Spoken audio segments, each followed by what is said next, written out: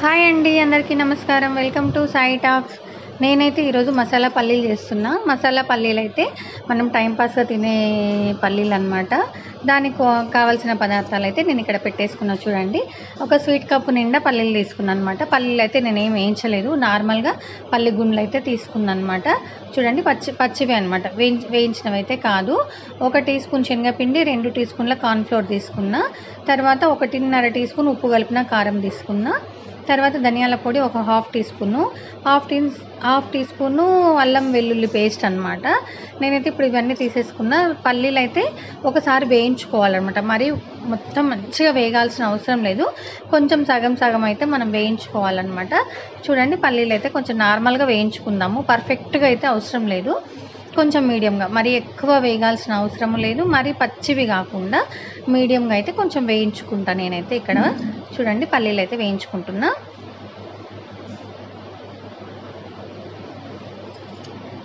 పల్లీలు అయితే ఖచ్చితంగా పూర్తిగా వేగాల్సిన అవసరం అయితే లేదు. చూడండి, నేనైతే వేయించుకున్న పల్లీలు అయితే ఒక గిన్నెలో వేసేసుకున్నా. పూర్తిగా పర్ఫెక్ట్గా అయితే వేయించుకోలేదన్నమాట, మీడియంగా ఉన్నాయి, మరి పచ్చిగా లేవు, మరి పూర్తిగా వేయించలేవు, మీడియంగా ఉన్నాయన్నమాట.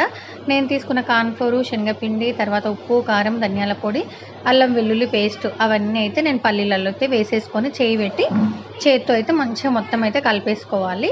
నేనైతే ఇప్పుడైతే వాటర్ అయితే ఇంకా వేయలేదు, నేను మొత్తం కలిపేసుకున్నా. చూడండి, చాలా వాటర్ కాకుండా ఇట్లా కొంచెం కొంచెం వాటర్ తీసుకోవాలన్నమాట.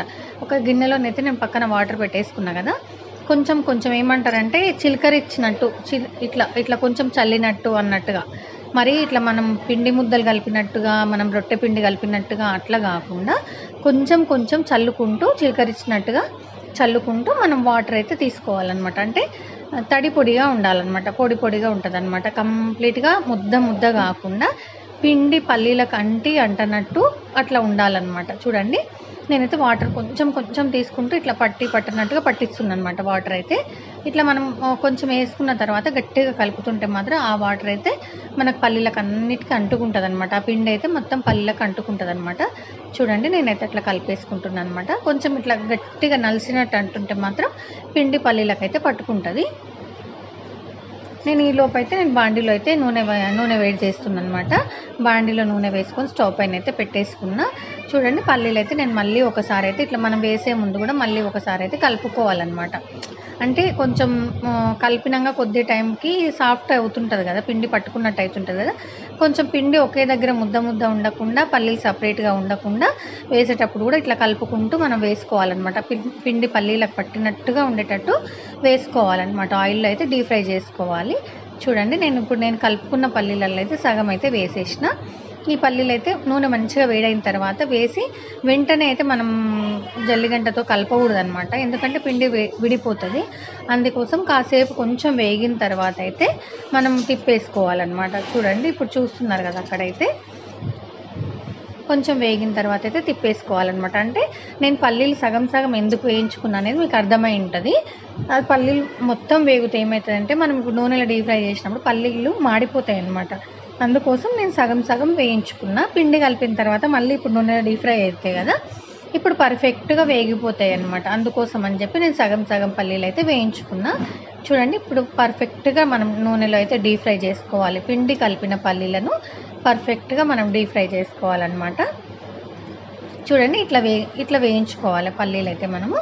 తీసేసుకుంటున్నా నేనైతే ఇప్పుడు ఫస్ట్ ఒక ట్రిప్ వేసిన పల్లీలు అయితే నేను తీసేసుకుంటున్నా. చూడండి, ఇవైతే చాలా టేస్టీగా ఉంటాయి. మనం టైంపాస్కి అయితే బస్సులలో అట్లా ట్రావెల్ చేసినప్పుడు, లేకపోతే మనము ఎక్కడికైనా జర్నీ చేసినప్పుడు అయితే మనం కొనుక్కుంటూ ఉంటాం టైంపాస్కు. మూంగ్ దాల్ అని, మసాలా పల్లి అని కొనుక్కుంటూ ఉంటాం కదా, సేమ్ అవే అనమాట. ఇవి కూడా మనం కాకపోతే మనం ఇంట్లో తయారు చేసుకుంటున్నాం అనమాట. ఇంకా ఇంట్లో తయారు చేసినవి అయితే మనకు మంచిగా ఉంటాయి, ఇంకా టేస్ట్ ఉంటాయి. మనం ఎక్కడికైనా వెళ్ళినప్పుడు కూడా మనం ఒక డబ్బాలో కానీ కవర్లో కానీ స్టోర్ చేసుకుంటే టైంపాస్కు తినడానికి అయితే బయట కొనకుండా మనం ఇంట్లో తయారు చేసుకున్న ఫుడ్ అయితే మనం బయట తిన్నా కూడా హోమ్ ఫుడ్ అనే సాటిస్ఫాక్షన్ ఉంటుంది, టేస్ట్ కూడా బాగుంటుంది. మనం చాలా కూడా తయారు చేసుకోవచ్చు. మనం బయట తీసుకుని అయితే కొన్ని వస్తాయి మనము, అందుకోసం మనకి ఇట్లా ఇంటి ఫుడ్ తిన్నామనే సాటిస్ఫాక్షన్ తోటి టేస్టీగా అయితే మనం తయారు చేసుకోవచ్చు. కొంచెం కష్టం ఉంటుంది కానీ టేస్ట్ కూడా అంతే బాగుంటుంది. చూడండి, ఇట్లా మళ్ళీ నేను ఒక సెకండ్ ట్రిప్ కూడా నేను వేసేసుకున్నా. టేస్ట్ అయితే అద్దిరిపోతుందండి, సూపర్గా ఉంటాయి. మీరు కూడా ఖచ్చితంగా ఒకసారి అయితే ట్రై చేయండి. చూడండి, నేను సెకండ్ వాయి కూడా వేయించుకొని తీసేసుకుంటున్నా. చూడండి ఇట్లా మంచిగా వేయించుకోవాలన్నమాట. పిండి కూడా మనకు కార్న్ ఫ్లోర్ కాబట్టి క్రిస్పీగా ఉంటదనమాట పిండి. శనగపిండి ఏమో బైండింగ్ కోసం నేను కొంచెం వేసిన, కార్న్ ఫ్లోర్ ఏమో క్రిస్పీనెస్ కోసం వేసిననమాట. ఇవైతే మంచి క్రిస్పీగా ఉంటదనమాట. టేస్ట్ బావుంటది, క్రిస్పీగా ఉంటది. చూడండి ఫైనల్‌గా అయితే మసాలా పల్లి అయితే రెడీ అయిపోయింది. చూడ్డానికి చాలా బావుంది కదా! చాలా టేస్ట్ కూడా అంతే బావుంటది. కలర్‌ఫుల్‌గా కూడా ఉంది చూడండి. టేస్టీ మసాలా పల్లి అయితే రెడీ అయిపోయింది. నచ్చితే లైక్ చేయండి, షేర్ చేయండి, సబ్స్క్రైబ్ చేయండి. థ్యాంక్ యూ అండి. Thank you so much.